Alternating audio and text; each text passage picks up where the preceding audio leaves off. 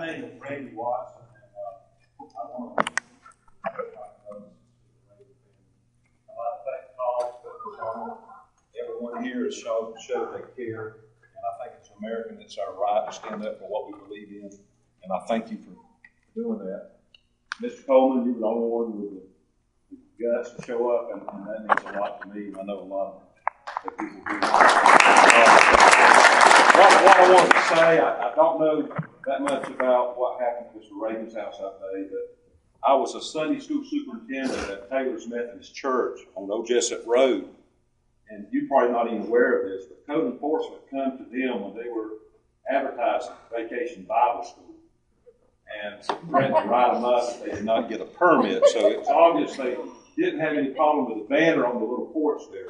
It's not that big a porch, but they wanted the money. And I think, this is un-American when you can't have Vacation Bible School without getting a permit to advertise. This really happened. I believe you. Yeah, Poteet Seafood over here had a shrimper. We all know the plight of the shrimper here in coastal Georgia. And he was having a bad year, and he wanted to feed his family, so he started crabbing. And he started selling crabs on the weekends in a little trailer on Poteet Seafood's property. Code enforcement had it no other way, but he had to get a business license and permits and all that. He said, I had the permission of the landowner. He's trying to help me get through some rough times. And they even took up for him.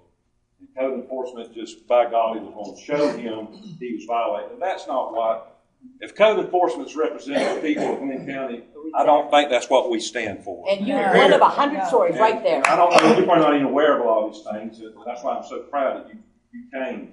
But I work at a car lot, and they've come up many times. And we're just trying to make a living like everyone else here. We pay a lot of taxes when people buy cars. A lot of the tax money goes to Glenn County.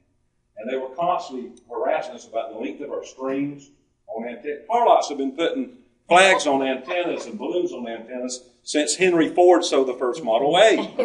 But, it's just like nitpicking stuff. We put flags on the right-of-way, and they said we had to move them. We moved them 10 inches, it was okay. Motorists going down the highway at 50 miles an hour can't tell we're 10 inches out of compliance. But it's constant.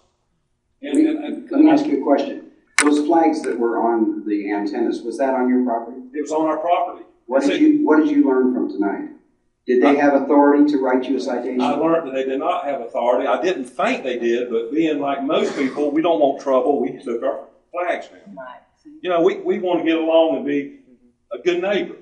But this has brought attention to the Glenn County, I feel like, and I'm proud of the people that showed up here. We've got to stand up for our rights or we're not going to have any.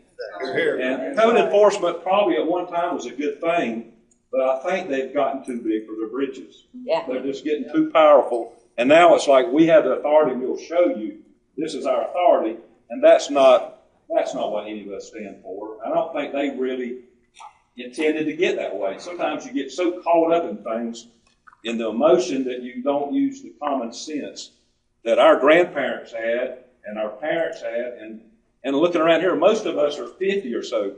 It would make me feel better if there was some 24-year-olds in here, but we got to stand up for, thank you. And my we got to stand up for what we feel like. And I just wanted you to know, Mr.